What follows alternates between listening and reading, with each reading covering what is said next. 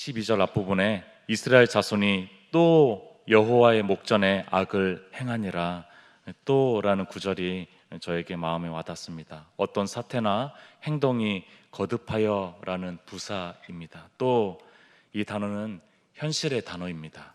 서글픈 우리 현실의 낙심과 절망스러운 단어가 이 또라는 단어입니다. 정말로 다시 듣고 싶지 않지만 다시 듣게 되는 이 단어가 바로 또라는 단어입니다. 이스라엘은, 우리는 또 악을 행합니다. 말 안 듣는 베데스다 친구들에게 하는 저의 이제 나무람의 메시지가 하나님께서 저에게 하시는 그런 메시지 같습니다. 정훈아, 또 그랬니? 어찌 또 그럴 수가 있니? 어떻게 이렇게도 또 내 말을 안 들을 수가 있니? 정말 너를 위한 충고라는 거 모르니? 제가 우리 학생들에게 하는 이 말이 하나님께서 저에게 하시는 말이고 하나님께서 이스라엘에게 또 하시는 말이더라고요. 이 한 구절 안에서 죄에 대한 두 가지 속성을 볼 수가 있는데, 첫 번째는 반복성입니다. 또죠. 죄는 반복해서 행해진다라는 것입니다. 그리고 죄는 두 번째, 하나님 앞에서의 문제라는 겁니다.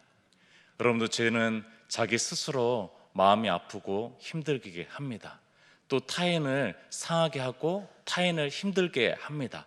그러나 그것 이전에 더 근본적이고 더 본질적인 문제가 있다면 그것은 바로 하나님 앞에서의 문제이기 때문에 그렇습니다. 내 마음이 좀 아픈 것까지 괜찮아요. 타인이 상처받은 거 좀 계속 이렇게 챙겨주고 하면 괜찮습니다. 그러나 이것은, 이 죄라는 것은요, 나와 그 사람과에 관해서만 문제가 아니라 하나님 앞에서, 여호와 목전 앞에서의 문제라는 것입니다. 아무리 작고 개인적인 죄라도, 아무리 크고 민족적이고 나라적인 죄라도 그 모든 것들은 하나님 앞에서, 여호와 목전에서의 문제라는 것입니다. 죄는 아무리 피해가려고 해도, 아무리 덮으려고 해도 하나님 앞에서의 문제이기 때문에 피해갈 수도 덮을 수도 없는 것이 죄의 속성이라는 것입니다. 그렇기 때문에 하나님께서 움직이시고, 그렇기 때문에 하나님께서 대응하십니다. 어떤 죄도 주님 앞에서 사적이거나 아무렇지 않게 지나갈 그런 죄는 없습니다. 여러분들, 죄는 개인적이지 않아요. 여러분들, 아무리 내 마음에 은밀한 죄도요, 그것은 사적이거나 개인적인 죄는 없습니다. 그 죄는 온통 하나님 앞에 서게 되는 그런 죄입니다. 그래서 하나님께서는 징계를 하십니다. 12절 중간 부분에 여호와께서 모압 왕 에글론을 강성하게 하사 그들을 대적하게 하시매, 모압 왕 에글론을 강성하게 하신대요. 또 이 에글론이 이스라엘을 대적하게 하시는데 그 모든 주체는 하나님이십니다. 하나님께서 이스라엘뿐만이 아니라 모압까지도, 심지어 온 세계를 통치하고 계시는 거예요. 대적자들이 강성해지는 것도 하나님의 주권적인 손 안에, 섭리 안에 있다는 것을 우리가 볼 수가 있습니다. 그리고 그렇게 무려 18년 동안 모압 왕 에글론의 속국처럼 에글론을 섬기는 삶을 살아가게 됩니다. 그때 하나님은 또 한 번 구원자를 세우시는데, 바로 베냐민 사람 게라의 아들 왼손잡이 에훗입니다. 여러분들, 이 사사의 특징은 왼손잡이라는 거예요. 이 에훗의 특징은 왼손잡이라는 것입니다. 그런데 히브리어로 보면은 이 왼손잡이로 번역한 히브리어를 직역으로 보면은요, 그 뜻은 오른손이 묶인 자입니다. 왼손이라는 단어가 나오지 않아요. 오른손이 묶인 자, 오른손을 사용하지 못하는 자, 오른손이 불구였을 수도 있고, 오른손이 매우 약할 수도 있고, 오른손에 뭔가 문제가 있을 수도 있는데, 그것에 대해서는 정확히 모르겠습니다. 어쨌든 오른손이 묶인 자라는 것이 정확한 뜻입니다. 그것을 조금 긍정적으로 왼손잡이라고 이제 표현을 한 거죠. 왼손은 쓸 수 있으니까. 어쨌든 왼손 지체 장애인이 아니었나, 저는 이렇게 생각하고 그 관점을 가지고 오늘 말씀을 묵상을 했습니다. 성경에서 오른손에 대한 구절들 찾아보면은 상당히 긍정적입니다. 하나님은 오른손으로 맹세하십니다. 하나님은 오른손으로 강한 역사를 하셨다라고 얘기합니다. 하나님은 오른쪽에 영원한 즐거움과 기쁨을 두셨다라고 얘기하고요. 또한 하나님은 자신이 선택한 그 존재를 우편에 두실 거라고 얘기합니다. 그러니까 오른손은 굉장히 상당히 긍정적인 그런 단어라는 것입니다. 왼쪽은 그렇지 않은 거예요. 왼쪽은 그렇지 않아요. 왼손은 그렇지 않은 쪽이죠. 첫 번째 사사 온니엘, 월요일 날 보았던 온니엘은요, 상당히 리더 유형의 그런 이제 사사입니다. 유다 지파에 속했고요, 신실한 가문 용사였습니다. 아주 담대한 용사였어요. 그런데 이 두 번째 사사 에훗은 깜짝 놀랄 만한 선택입니다. 오늘날에도 장애인을 고용하는 일이 쉬운 일이 아닌데 당시에는 더 잔인한 사회였거든요. 또 군대의 그런 사회였잖아요. 그러니까 강한 사람이 남는 그런 사회였기 때문에, 잔인한 사회였기 때문에 이 에훗이라는 또 오른팔을 묶인 자라는 사람은 아마 무능한 사람이었을 것입니다. 이 사람을 보고 따르려고 하거나 그 사람의 말을 잘 들으려고 하지 않았을 가능성이 많습니다. 그러나 하나님께서는 그를 택하셨습니다. 그를 적임자로 세우셨어요. 놀라운 일이죠. 성경 신학자, 그래서 마이클 월코크라는 유명한 신학자가 사사기 주석서에 이런 내용을 좀 담았습니다. 한번 들어보십시오. 에훗이 오른손으로 칼을 쓰지 못하므로 칼을 전혀 쓰지 못할 것이라고 모두 추정했다. 그런 이유로 중략을 좀 하고요. 에훗이 에글론과 단독 면담을 요청했을 때 에글론 왕 앞에 갈 수 있었다. 에훗의 기형 때문에 모압 사람들은 에훗을 위험하게 보지 않았다. 놀라운 일이죠. 놀라운 역설이죠. 너무나 약하게 보였기 때문에, 오른손을 쓸 수 없었기 때문에, 기형이었기 때문에 그 왕 앞에까지 나아갈 수 있었다는 것입니다. 오늘 16절에서부터 17절, 에훗이 길이가 한 규빗 되는 좌우에 날성 칼을 만들어 그의 오른쪽 허벅지 옷 속에 차고 곡물을 모압 왕 에글론에게 바쳤는데 에글론은 매우 비둔한 자였더라. 여러분들, 보통 오른손잡이는 한 규빗이나 되는, 한 45cm 정도 되는 한 규빗이나 되는 그런 칼을 왼쪽에 찰 수밖에 없습니다. 왼쪽 허벅지에 찹니다. 그러나 이제 왼손만 쓸 수 있었던 에훗은 왼손을 사용해야 되기 때문에 오른쪽에 칼을 찼던 거죠. 그러니까 모압 무기 검색대를 다른 사람보다 조금 쉽게 통과할 수 있었을 것 같고요. 또한 한 가지는, 더 중요한 것은 너무 약하게 보였던 거예요. 이 에훗이 너무 약하게 보였어요.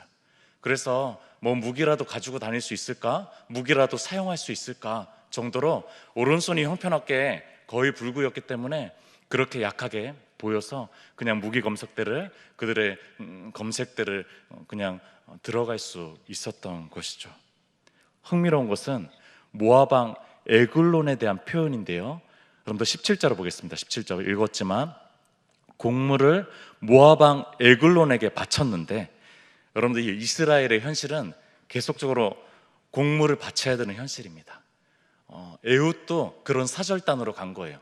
사절단으로 연약한 사람을 보낸 거죠. 뭐 강한 사람을 보내면은 경계를 하니까 연약한 사람을 보냈는데 곡물을 바치러 간 거예요. 에훗은 곡물을 모압 왕 에글론에게 바쳤는데 에글론은 매우 비둔한 자였더라. 여러분들, 곡물을 받는 이 에글론은 매우 비둔한 자였대요. 여러분들, 이 에글론, 이 이름의 뜻이 뭔지 아십니까? 송아지라는 뜻이에요. 송아지. 그러니까 살찐 송아지라는 거예요. 매우 살찐 송아지. 마치 이스라엘 백성들이 살찐 송아지를 섬기고 있는 거예요. 마치 그 출애굽 시대에 출애굽기에 나오는 그 황금 송아지를 섬겼던 것처럼 살찐 송아지를 먹이고 또 먹이고 그들에게 조아리고 경배하고 우상 숭배하는 그 모습을 생생하게 이미지적으로 보여주고 있다는 것입니다. 이스라엘의 실상을 보여주고 있는 거예요. 하나님의 음성이 이렇게 들리는 거죠. 자, 보아라, 너희는 도대체 무엇을 섬기고 있니? 너희들이 섬기는 것이 내가 아니라 너 자신 아니니? 너희 마음에 살찐 송아지를 숭배하고 있지 않니? 너희의 끝없는 여러 가지 욕심들, 자기 확장의 욕망, 크고 거대한 것에 대한 환상, 자기를 드러내고 인기 있기를 원하는 풍조, 이것들을 따라가지 않니? 너희를 짓누르고 너희를 장악하고 그래서 너희를 굽신거리게 하는 그것이 도대체 무엇이니? 너희의 자유를 빼앗는 그것은 도대체 무엇이니? 이렇게 무엇을 따르고 있느라고 질문하고 있는 거예요. 18년 동안 그 모압 왕을 섬기면서 그들에게 붙잡혀가는 속국으로서의 그 징계를 주시면서 실상을 낱낱하게 보여주고 계시는 거죠. 탐욕과 욕망, 탐욕과 욕망. 여러분들, 이 탐욕과 욕망에 있어서 저에게 가장 큰 훌륭한 스승은 그것을 제거하게 하고 또한 그것을 내려놓게 하는 가장 큰 스승은 우리 베데사부 친구들입니다. 여러분들, 이 친구들이 저한테 가장 큰 교수님이에요. 이 탐욕과 욕망이 제 안에 얼마나 많은지, 그러나 이들을 보면은 탐욕과 욕망 그런 것들 많이 없어도 오늘의 현실 속에서 충분히 만족할 수 있어요. 충분히 기뻐할 수 있어요.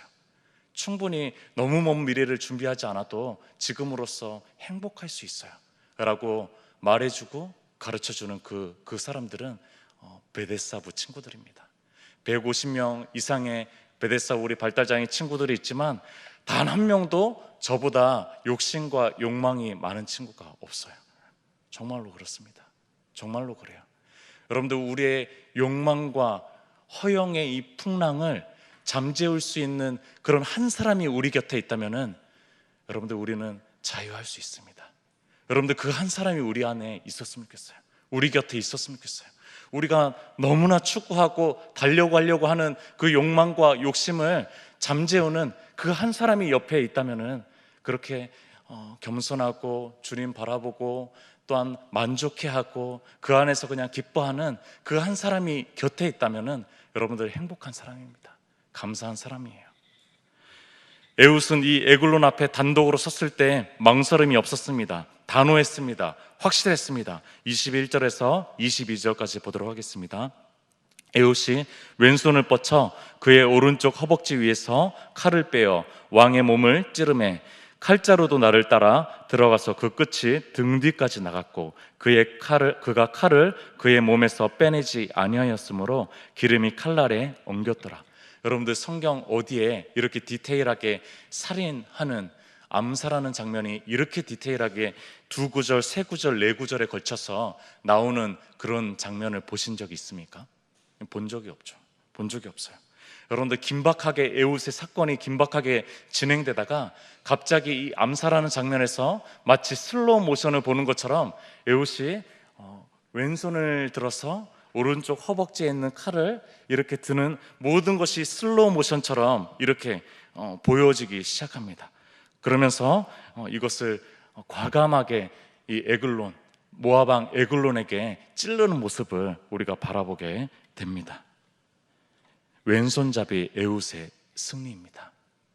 오른손잡이가 아니라 왼손잡이 에훗의 승리를 아주 절정으로 슬로우 모션처럼 보여주고 있는 거예요. 왼손잡이가 이겼다. 오른손잡이가 아니라 왼손잡이가 이겼어. 이것을 보여주고 있는 거예요. 에훗의 연약함이 민족을 구원한 통로가 되었습니다. 약함이 적임입니다. 하나님 나라 안에서는 약함이 적임이라는 거예요. 그래서 에훗은 우리 주님을 가르칩니다. 우리 주님을 가르쳐줘요. 빌립보서 2장 6절에서 8절, 그는 근본 하나님의 본체시나 하나님과 동등됨을 취할 것으로 여기지 아니하시고 오히려 자기를 비워 종의 형체를 가지사 사람들과 같이 되셨고 사람의 모양으로 나타나사 자기를 낮추시고 죽기까지 복종하셨으니 곧 십자가의 죽으심이라. 구원은 연약함을 통해서 나왔습니다. 세상의 강점이라고 부르는 것을 통해서 나오지 않았습니다. 패배를 통해서 나왔습니다. 세상의 승리라는 것을 통해서 나오지 않았습니다. 우매함을 통해서 나왔습니다. 세상의 지혜라고 생각하는 것에서부터 나오지 않았습니다. 에훗은 우리 예수 그리스도 주님을 가리킵니다. 그러나 또한 에웃은 우리를 가리킵니다. 우리를 가리켜요. 고린도전서 1장 26절에서 27절, 형제들아 너희를 부르심을 보라. 육체를 따라 지혜로운 자가 많지 아니하며 능한 자가 많지 아니하며 문벌 좋은 자가 많지 아니하도다. 그러나 하나님께서 세상에 미련한 것들을 택하사 지혜인 자들을 부끄럽게 하려 하시고 세상에 약한 것들을 택하사 강한 것들을 부끄럽게 하려 하시며. 여러분들, 바울은 하나님이 연약한 사람들을 택하시고 사용하시는 경향성이 있다라고 말씀하십니다. 왜 그렇죠? 왜 그러십니까? 29절에 이는 아무 육체도 하나님 앞에 자랑하지 못하게 하려 하심이라. 여러분들, 아무 자랑거리가 없는 자들을 선택하셨대요. 다시 정신을 차려야 되겠다는 생각을 해봅니다. 제 안에 그 마음이 듭니다. 아, 그래서 나를 사용하신 거였지. 그래서 내가 여기 서 있는 거였지. 내가 주님께 제시할 수 없는 그런 사람이었지. 자랑할 것이 하나도 없는 사람이었지. 영적 오른손 불구자였지. 그런 나를 구원하신 것도, 그것을 넘어 그런 나를 여전히 사용하시는 것도 놀라고 또 놀랄 수밖에 없는 기적과 같은 일이지. 오늘도 나를 통해 내 안에 욕망과 허영을 잠재우는 양날의 검, 양날의 검은 오직 성령의 검이지. 성령님밖에 없으시지. 하나님 영밖에 없으시지. 이런 고백이 제 안에서 생깁니다. 그래서 오늘 찬송가를 494장을 한 거였거든요. 2절과 3절, 내가 공을 세우나 은혜 갚지 못하네 쉼이 없이 힘쓰고 눈물 근심 많으나 구속 못할 죄인을 예수 홀로 속하네 빈손 들고 앞에 가 십자가를 붙드네 의가 없을 자라도 도와주심 바라고 생명샘에 나가니 나를 씻어주소서. 여러분들, 우리가 자랑거리가 없어서 우리를 구원하셨어요. 여러분들, 우리가 의가 없어서 우리를 사용하시는 겁니다. 그 사실을 우리가 진실하게 주님 앞에 고백하면서 또한 쓰임받는 귀한 우리의 삶이 되었으면 좋겠습니다. 같이 기도하도록 하겠습니다. 하나님께서 우리를 사용하시기 원하시는데 그 사용의 방법은 정말로 약함을 통해서 또 일하십니다. 우리의 부족함, 우리의 낮아진 모습, 또 자기 절망, 또 자기 회의, 이것들을 통해서 하나님께서 일하시길 원합니다. 우리 주님 앞에 겸비된 마음을 가지고 특별히 주님 앞에 의의 병기로 쓰임받을 수 있도록 나를 낮추고 낮출 수 있는 그런 기도 주님 앞에 올렸으면 좋겠습니다. 우리 같이 주여 한번 외치고 기도하도록 하겠습니다.